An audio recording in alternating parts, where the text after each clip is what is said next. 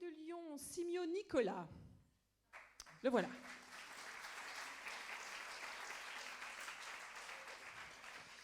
Motivé, le rythme est bon. Master MEF, premier degré. Le titre du mémoire, enseigner la laïcité à l'école maternelle. Mais qu'est-ce qu'il fait? Vous ne laissez pas embêter, hein, parce que... Oui. Enseigner la laïcité à l'école maternelle, mission impossible. Apprendre l'empathie et l'altérité pour devenir citoyen. Et votre directeur de mémoire est ou était Alain Rabatel.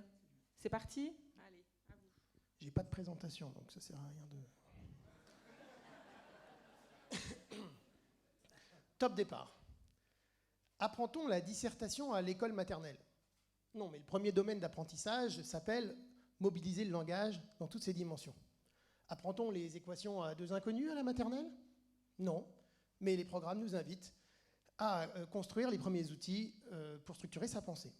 Apprend-on la laïcité à la maternelle? Non, mais c'est parce que le programme d'enseignement moral et civique commence en cycle 2. On ne peut donc rien apprendre avant le CP qui permette de mieux comprendre ensuite les valeurs de la République. Piaget nous dit que le développement moral d'un enfant de moins de 7 ans ne lui permet pas de dépasser sa petite personne et la pensée concrète. Et il a largement inspiré les programmes nationaux. Mais Piaget était un psychologue et pas un enseignant. Du coup, il étudiait ce dont les enfants étaient capables, mais non comment les aider à progresser. Alors c'est ce que j'ai essayé de faire, modestement, en essayant de me créer un petit programme pour ma classe de petite section de maternelle, afin de les aider à développer l'empathie et à mieux découvrir l'altérité. Ce programme, j'ai construit 3 axes pour pouvoir avancer. Le premier s'appelle « Apprendre à se connaître soi-même et à développer l'estime de soi ». Le deuxième, « Découvrir l'altérité ». Et le troisième, entrer en relation bienveillante dans un cadre collectif. Alors bien sûr, on a appris le corps humain, on a appris à valoriser le travail de son voisin, on a partagé, on a appris à s'entraider. On a même participé à un concours national contre le racisme dont notre classe a été lauréate. Merci la Casdaigne. Mais pour mieux vous expliquer ce que nous avons fait, je vais simplement vous décrire comment nous avons évolué la façon de se dire bonjour le matin.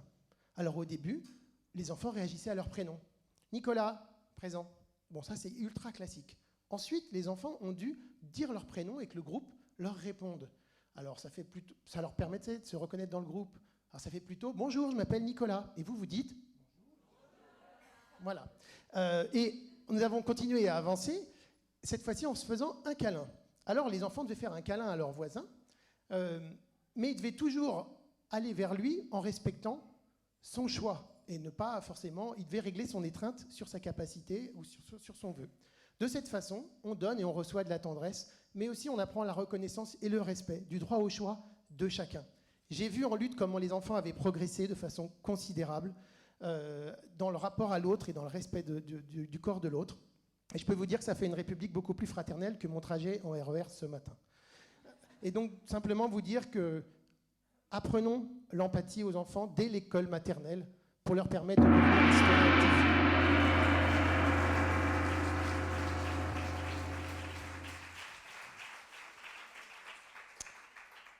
Bonjour, je m'appelle Elsa. Bonjour Elsa.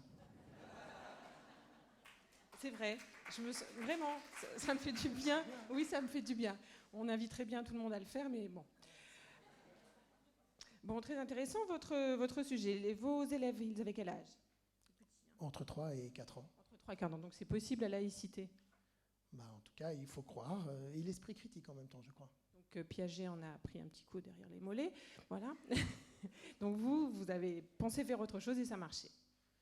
Je me suis aussi appuyé sur des gens plus intelligents que moi, il faut dire. Il n'y a pas que Piaget, quoi. Eh bien, on vous remercie. Un petit câlin pour la fin.